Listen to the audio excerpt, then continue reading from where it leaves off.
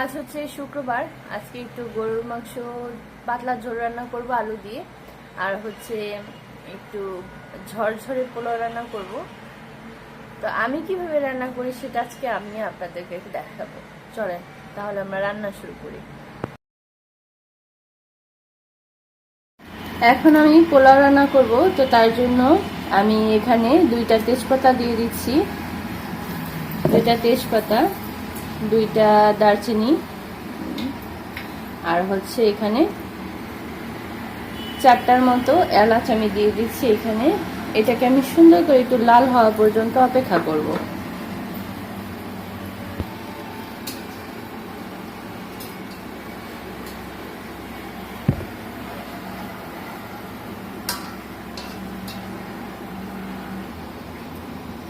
এটা আমার একটু লাল লাল হয়ে গেছে।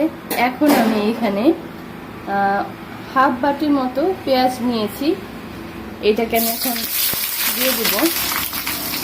আমি একটু বেশি দিচ্ছি এই কারণে, কারণ আমার কাছে বেরেস্তা নেই। আমি এখন আর বেরেস্তা করে রাখি না। এখন আমি সরাসরি পোলাওটাকে পেঁয়াজটাকে খুব সুন্দর করে লাল লাল করে বেরেস্তার মতো ভেজে তারপরে আদা রসুন বাটা যা আছে সেগুলো দিয়ে দিই। তাহলে আর আমার বেরেস্তার যে ফ্লেভার এক্সট্রা করে দেওয়া লাগে ওইটা দেওয়া লাগে না। আমি এখন এটাকে একটু ভেজে নিই। আমি যে সবসময় এমন করি তা কিন্তু না। আমি ধরেন আজকে বাসায় মেহমান আসতো, আজকে আপনার কাছে কোনোভাবেই বেরেস্তা করার মতো সময়ও নেই, কিচ্ছু নেই। তখন আপনি কি করলেন? এখন আপনি পেঁয়াজটাকে একটু লাল লাল করে ভেজে নিলেন, আলাদা করে আর করতে হলো না, আপনার বেরেস্তা করতে হলো না। আপনি রান্না করে দেখবেন যে এটা যখন আপনি বেরেস্তার মতো করে ভেজে তারপরে পোলাও রান্না করবেন, তখন এটা খুব সুন্দর একটা বেরেস্তার ফ্লেভারই আসে। আর আমার কড়াইটা রান্না করা দেখে কেউ আবার কিছু মনে করেন না। আমার কাছে কিন্তু অনেক বড় বড় হাঁড়ি আছে যে পোলাও রান্না করার জন্য।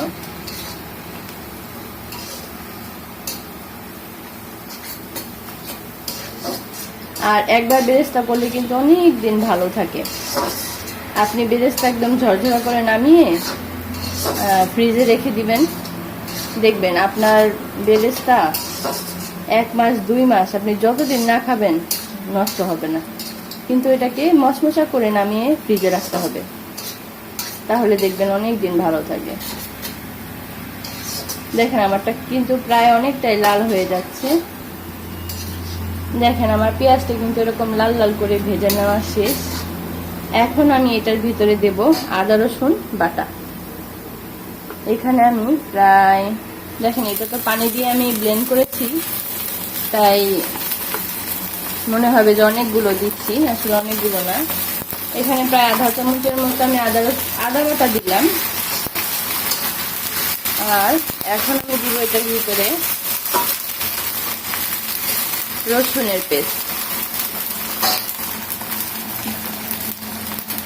দেখেন এখানে আমি এই যে অনেকগুলো পানি দিয়ে আমি ব্লেন্ড করেছি, মনে হচ্ছে যে অনেক রসুন, আসলে তা না। এখানে আমি আধা চামচের মতো রসুনের পেস্ট দিলাম। এখন এটাকে আমি সুন্দর করে ভেজে নেব।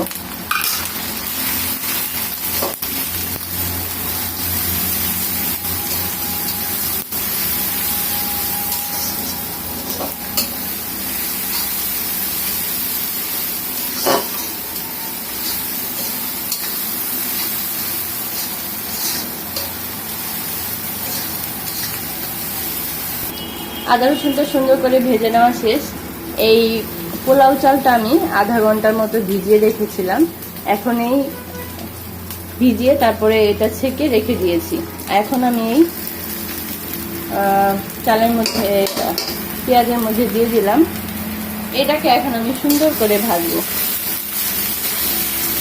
দেখেন পেঁয়াজটা কি সুন্দর লাল লাল না, এইটাই ফ্লেভার হবে এই পোলাওয়ের মধ্যে। এই লাল পেঁয়াজটাই ফ্লেভার দিবে।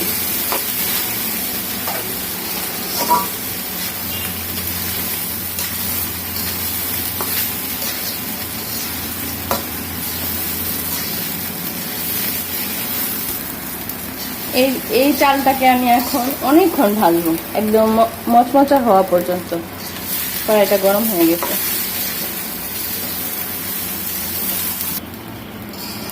দেখেন আমার চালটা কিন্তু খুব সুন্দর করে লাল লাল করে ভেজে নেওয়া শেষ। এই ভাজাটা করলে হবে কি আপনার পোলাওটা খুব সুন্দর ঝরঝরা হবে। আর এখন আমি পানি গরম করে রেখেছিলাম, আমি সেই পানিটা এখন দিয়ে দিব। এই যে আমি 3 পট পানির জন্য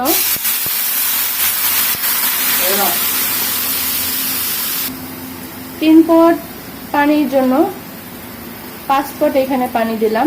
1 পট আমি কম দিয়েছি পানি, শুধুমাত্র একটু ঝরঝরা করার জন্য। আর চাল যেহেতু ভিজিয়ে রেখেছি, আমার আর এক্সট্রা পানির প্রয়োজন নেই। ওই এক্সট্রা 1 কাপটা আমার প্রয়োজন নেই, তাহলে হবে কি মানে ভাতটা ঝরঝরা হবে না। এখন আমি সুন্দর করে এখানে কাঁচামরিচ, গুঁড়া দুধ এগুলো দিয়ে দিব। দেখেন আমি যখন পোলাও রান্না করি সবসময় একটু গুঁড়া দুধ দেওয়ার চেষ্টা করি। এখানে প্রায় 2 চামচ 2.5 চামচের মতো গুঁড়া দুধ আছে, এটা আমি এখন দিলাম। এখন দেখেন এখন আমি এইটাকে এভাবেই হতে দেব। চুলাটা আমি বাড়িয়ে দিয়েছি। আর এখন আমি এখানে 4-5টা কাঁচামরিচ দিচ্ছি। ঘিটা আমি একদম যখন পানিটা শুকিয়ে আমি ভাপে বসাবো তখন দিব। দেখেন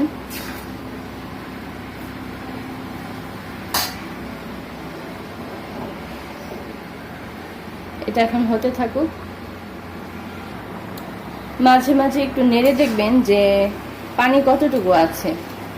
যখন দেখবেন যে উপরে পানি আছে কিন্তু নিচে পানিটা শুকিয়ে গেছে, সেই মুহূর্তে করবেন কি সুন্দর করে নেড়ে চেড়ে তারপরে ঢেকে দিবেন। দেখেন আমি কিভাবে রান্না করি। আজকে পোলাওটা খুব সুন্দর ঝরঝরা হবে। আরে আমি একটা জিনিস করতেই তো ভুলে গেছি।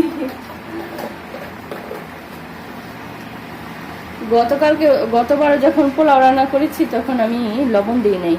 এই যে এখন লবণ দিলাম। বাবা মনে পড়লো মাত্র। এখানে আমি প্রায় 1.5 চামচের মতো লবণ দিয়েছি। এটা না দিলে আজকে মারা যাইতাম বাবারে, দুঃখে মনটা ভেঙে যেত। বৃষ্টির দিন তো লবণটা একটু শক্ত হয়ে গেছে।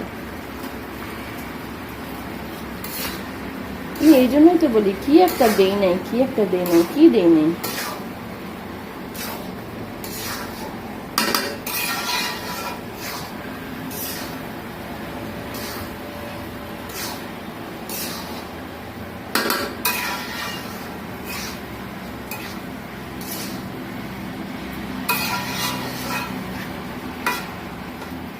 এই যে এখন ঠিক আছে। এখন এই মুহূর্তে আমি এটাকে ঢেকে দিব। পানিটা যখন শুকিয়ে যাবে তারপরে আমি দিব ঘি। এখন আমি চুলাটাকে একদম কমিয়ে দিব।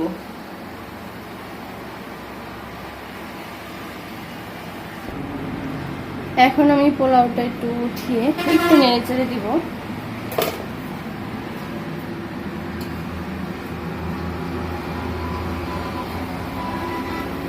দেখেন কি ঝরঝরা,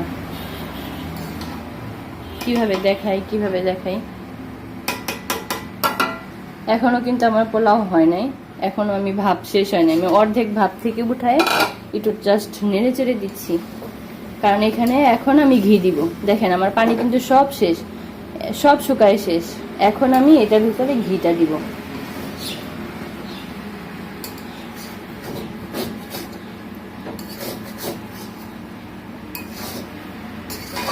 এই যে এখন আমার এটা খুব সুন্দর ঝরঝরা হয়ে গেছে অলরেডি। এখন আমি এটার ভিতরে ঘি দিয়ে ভাপে বসাই দিব।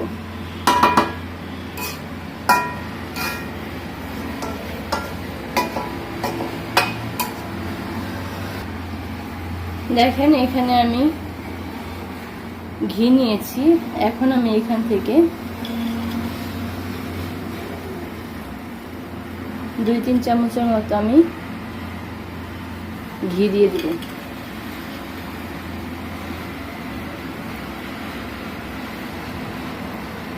এখানে আমি প্রায় 3 চামচের মতো ঘি দিয়েছি। এখন এটাকে আমি সুন্দর করে ঢেকে রেখে দিব।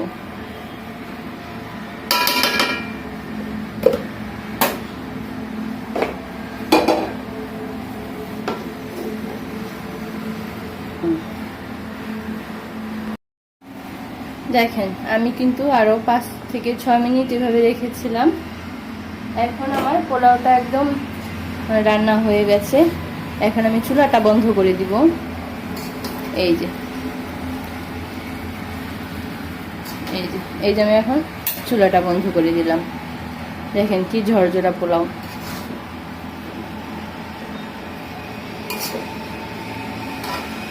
দেখেন আরো ডিটেলসে দেখানো যাবে কিনা, আমি আরো ডিটেলসে দেখাবো একটু পরে, দাঁড়ান। এখন আমি এখানে একটা কড়াই বসিয়ে দিলাম, হাঁড়ি বসিয়ে দিলাম। এখানে আমি এখন গরুর মাংস রান্না করব। গরুর মাংসটাকে আমি আগেই কেটে রেখেছি, আর পেঁয়াজ সবকিছুই কাটা আছে। এখন আমি ফার্স্টে চুলাটা ধরিয়ে নিই। তারপর আমি আলুটাকে ভেজে আমি লাল লাল করে গরুর মাংসের ঝোল রান্না করব। গরুর মাংস রান্না করার জন্য, মানে গরুর মাংসের পাতলা ঝোল রান্না করার জন্য প্রথমে আমি এখানে একটু তেল দিয়ে দিয়েছি, মোটামুটি তেল দিয়েছি। এখন আমি এই তেলের মধ্যে আলুটাকে ভেজে নেব, এটা তাড়াতাড়ি গরম হয়ে যায়। এখন আমি এখানে এই যে আলুটা কেটে নিয়েছি, এখন আলুটাকে আমি একটু দিয়ে দিই। এই আলুটা খুব সুন্দর, অনেক তাড়াতাড়ি নরম হয়ে যায়। আমি আজকে এমনি রান্না করবো না, আজকে একটু ভাজবো। আমি এখানে ভেজে রান্না করব। আমি একটু এখানে হলুদ দিয়ে দিই, এখানে একটু হলুদ দিয়ে দিলাম। ভাজলে খুব সুন্দর লাল লাল হবে এই হলুদটা দেওয়ার কারণে। আর আমি এখানে হালকা একটু লবণ দিব, আধা চামচের মতো।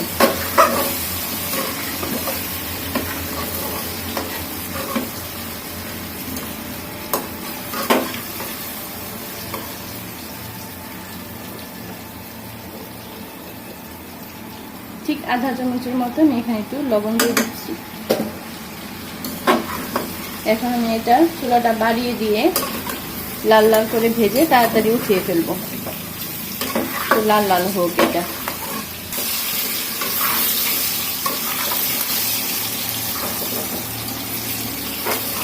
মাংস আমি ছোট ছোট করে কেটেছি, কিন্তু আমি আলুটাকে একটু বড় বড় করে কেটেছি, কারণ এই আলুটা খুব দ্রুত নরম হয়ে যায়। আর এটাতে এই আলুটা মাংসের সাথে দিলে খেতেও ভালো লাগে।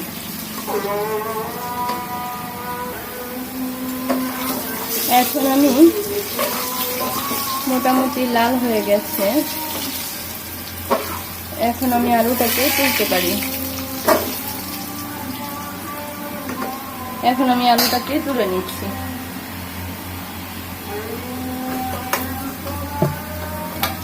চুলাটা কমিয়ে দিই, কারণ এখন আমি গরম মশলা দিব, দেওয়ার সাথে সাথে পুড়ে যাবে।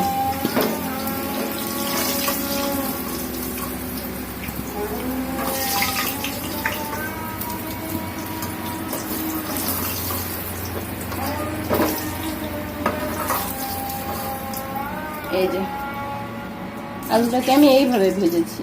এখন আমি এটার ভিতর গরম মশলা দিয়ে দিচ্ছি।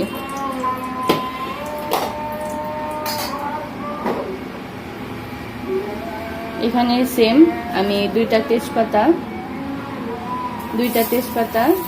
দুইটা দারচিনি, এলাচ 4টা, এগুলো আমি দিয়ে দিচ্ছি। আমি সাথে দিব 2টা লবঙ্গ,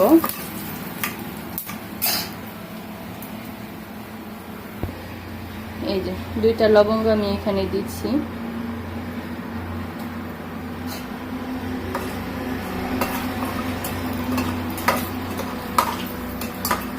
এখন আমি এখানে পেঁয়াজ দিয়ে দিব।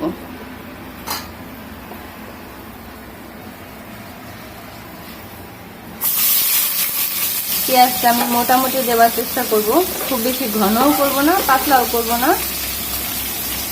এই জন্য আমি এখানে প্রায়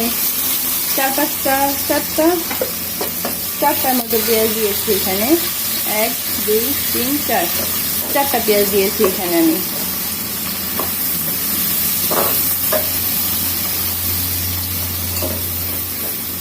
এখানে আমি সামান্য আর একটু তেল দিই।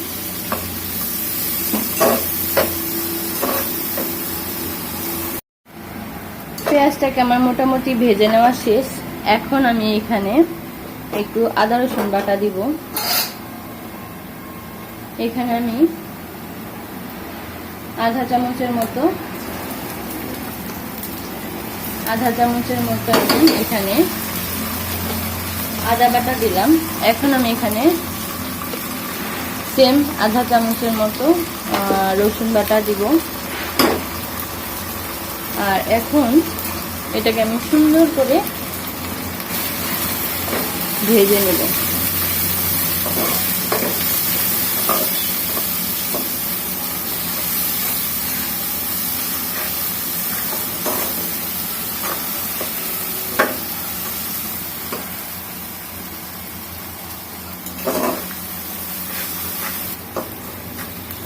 আদা রসুনটা আমার মোটামুটি ভেজে নেওয়া হয়ে গেছে। এখন আমি এখানে একটু গরম পানি দিচ্ছি। এখানে একটু পানি দিব। পানি দিয়ে এখন আমি মশলা কষাবো। এখন আমি এখানে এক এক করে সব মশলা দিয়ে দিব। চুলাটা একটু কমিয়ে দিই। এখন আমি প্রথমে দিব এখানে লাল মরিচের গুঁড়া। এখানে দিচ্ছি 2 চামচ লাল মরিচের গুঁড়া, 2 চামচ হলুদ দিব আমি এখানে আধা চামচের মতো এখানে আধা চামচ দিলাম। আর এখন আমি এখানে ধনিয়ার গুঁড়া দিব আধা চামচের মতো। গোলমরিচ দিব এখানে আমি আধা চামচের মতো। এবং এখানে আমি জিরা দিব আধা চামচের মতো। এখন সবগুলোকে আমি সুন্দর করে কষিয়ে নিব।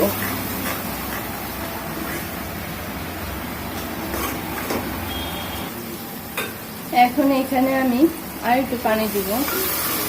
পানি দিয়ে এখন খুব সুন্দর করে আমি এটা কষিয়ে নিই।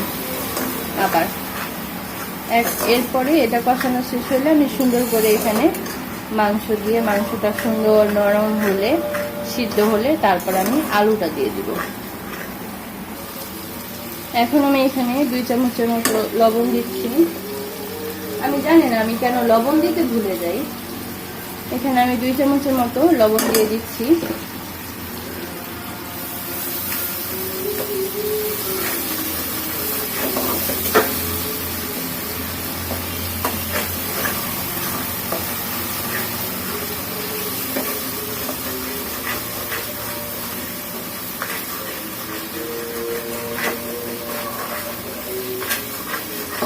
যে এখন মনে হচ্ছে যে না, পারফেক্ট একটা গন্ধ। লবণ না দিলে দেখবেন কোনো স্বাদ হচ্ছে না, মানে গন্ধে কোনো স্বাদ নেই, এমন একটা ফ্লেভার, স্মেল, একটা সুন্দর স্মেল আপনি পাবেন। এমন একটা পারফিউম আপনারা পাবেন যে খুব সুন্দর গন্ধ হচ্ছে না লবণ না দিলে। তরকারি একটা সুন্দর গন্ধ আছে যেটা লবণ দিলে বের হয়। এখন আমি এখানে একটু মাংস দিয়ে দিব। মাংসটা আমি এখন দিয়ে দিচ্ছি।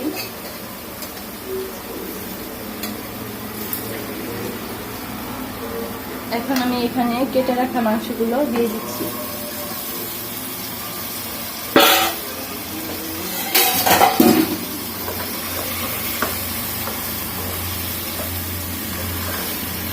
এই মাংসটা সিদ্ধ হতে অনেক বেশি সময় নেয়, এই জন্য আমি অল্প আঁচে রান্না করব, কারণ বারবার মশলাটা পুড়ে গেলে রান্নাটা ভালো হবে না। এই মাংস অনেক বেশি সময়, প্রায় 1 ঘন্টার মতো সময় লেগে যায় এই মাংসটা সিদ্ধ হতে।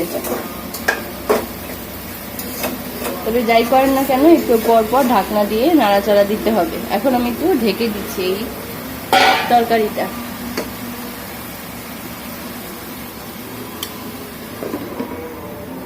দেখেন, প্রথমে আমি এখানে একটু শুটকি মানে শুটকি ভর্তা করব, যার কারণে আমি এখানে একটু শুটকি নিয়েছি। এই যে শুটকিটা আমি এখন এই তেলের মধ্যে দিয়ে দিব। এক পাশে আমি শুটকি ভাজবো, এক পাশে আমি কাঁচামরিচ দিলাম, আর আরেক পাশে আমি একটু রসুন দিয়ে দিব। আজকে একটু কাঁচামরিচ দিয়ে ভর্তা বানাবো।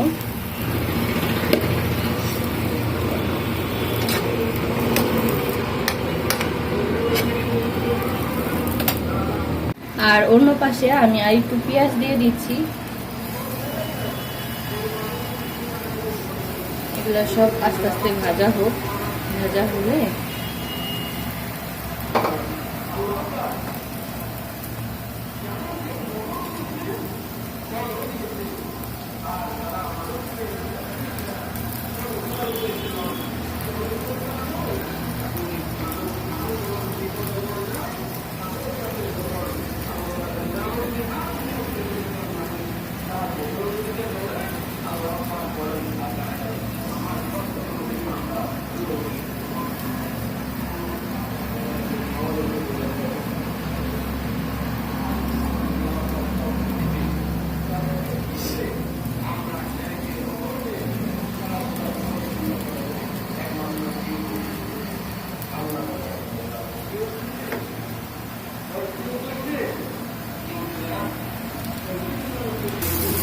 আমার এখানে শুটকিটা ভেজে নেওয়া শেষ।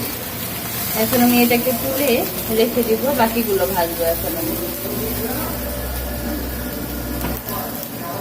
এখন আমি মরিচটাকে রসুনটাকে আলাদা ভাজবো, এই কারণ এইগুলো আমি একদম ভর্তা করে ফেলবো। আর এইটা একটু আস্তে আস্তে থাকবে, আমি জাস্ট থেতো করে শুটকির সাথে মিশিয়ে দিব। আর ঠিক এইগুলোকে আমি সুন্দর করে ভর্তা বানিয়ে ফেলবো বেটে।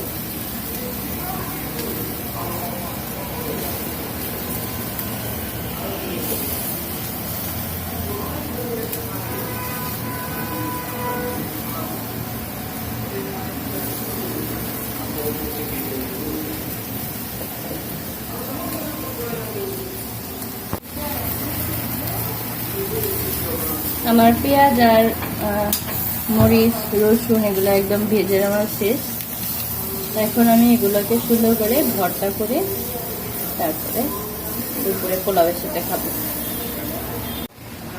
এই যে নর্মালি এখানে মাংসটা মোটামুটি সিদ্ধ হয়ে গেছে। এখন আমি আলুটা দিয়ে দিলাম, দিয়ে এখন এটা আলুটা মোটামুটি সিদ্ধ হলে পরে পানি দিয়ে দিব।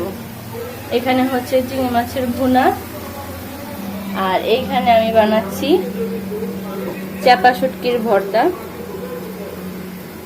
আজকে আমি বানিয়েছি কাঁচামরিচ দিয়ে, আজকে শুকনো মরিচ দিইনি। আজকে খুব মনে হচ্ছিল যে একটু কাঁচামরিচের ভর্তা বানিয়ে খাই। এইটা এখন এটাকে আমি এখানে রাখলাম। এখন আমি একটু পাটায় ভাত মাখবো। এই যে আমার চাপা শুটকির ভর্তা। এই যে এখন আমি এখানে একটু ভাত দিয়ে দিচ্ছি। এই ভাত দিয়ে তারপর আমার সুন্দর জামাইকে একটু দেবো খেতে। এই যে একটু ভাত মাখাচ্ছি এখন আমি।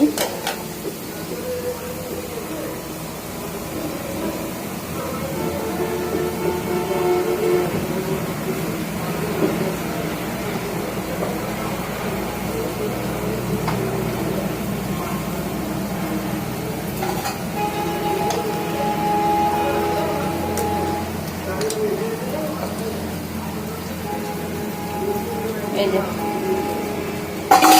ভাত আমার মাখা শেষ। কেউ খাবেন নাকি দেখেন তো, খান। লবণ টবণ ঠিক আছে?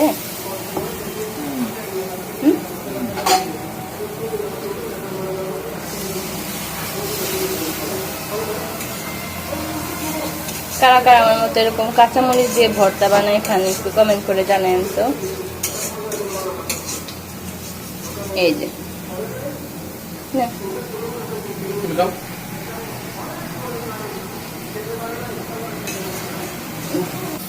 এই দেখেন ভর্তা মজা হয়েছে, আবার ভাত নিয়ে আবার মাখাইতেছি।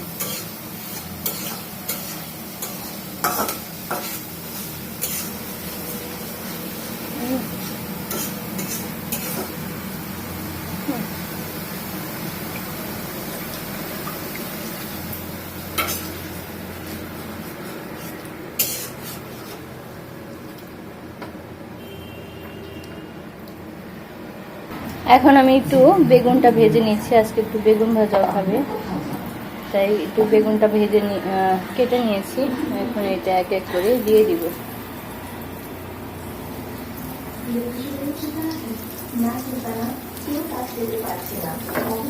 এটাকে ভেজে নিই আমি আগে। এই যে আমার বেগুন ভাজাটাও একদম পারফেক্টলি হয়ে গেছে। তো এখানে চিংড়ি মাছের ভুনা করা হলো, এখানে হচ্ছে লেবু আর কাঁচামরিচ, এই হচ্ছে শুটকি ভর্তা, আর বেগুন ভাজা, এই দেখেন একদম ঝরঝরা পোলাও। দেখেন এই যে কি সুন্দর গরুর মাংস, দেখেন আমি একটু দেখাই। এই দেখেন কি সুন্দর পাতলা ঝোল মাংস, কই এই যে মাংস, এই দেখেন কি সুন্দর পাতলা ঝোল রান্না করছি। ঠিক আছে তাহলে